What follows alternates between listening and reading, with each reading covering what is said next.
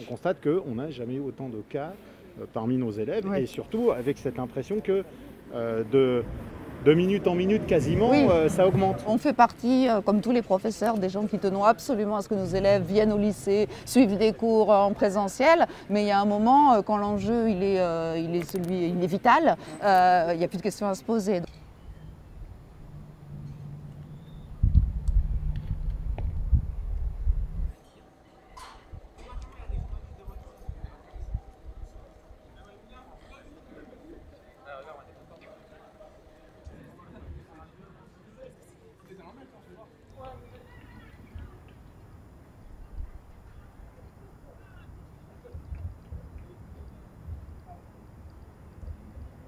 Beaucoup de classes différentes sont touchées, contrairement aux premières vagues où c'était quand même limité à quelques classes.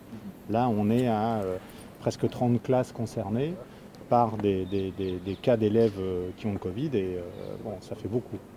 Il y a plus en plus d'amis à moi qui ont le Covid, ça veut dire ça me fait de plus en plus peur. Ouais, comparé à avant, il n'y avait pas de gens qu'on connaissait qui avaient le Covid.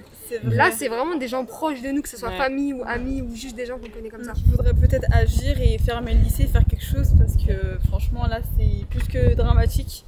Ce qui met des restrictions qui servent à rien. Oui, clairement. Et avoir cours un jour sur deux, je trouve que ça sert réellement à rien. Et dans les couloirs, on est serrés, on est toujours en groupe, ouais, donc voilà. On est 30 par classe.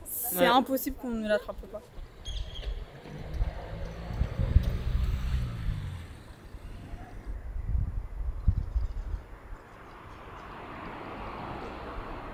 On n'a pas des consignes claires en fait, sur ce qu'il faudrait faire pour permettre que l'épidémie se réduise en fait, sur le département, sur l'académie, même sur la France.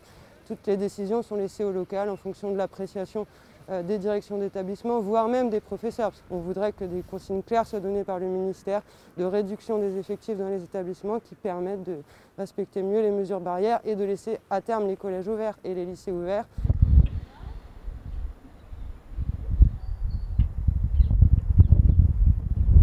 Le droit de retrait, c'est parce qu'on se sent en danger et qu'on veut dénoncer ça. Bon, pour le moment, il n'a pas été reconnu.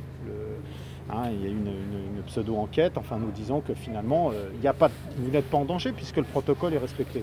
Depuis un an, il n'y a pas de moyens supplémentaires.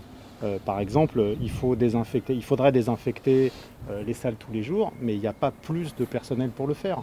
Il n'y a pas plus d'enseignants pour faire des demi-groupes. Il manque beaucoup de choses. C'est un peu comme les soignants, quoi. C'est pas aujourd'hui qu'on réclame des moyens pour la santé dans les établissements, des moyens pour le ménage, des moyens pour voilà. Donc voilà, quand on se retrouve face à une catastrophe, voilà ce qui arrive et nous on peut que pleurer voilà, les gens qui disparaissent, quoi. C'est vraiment révoltant, vraiment.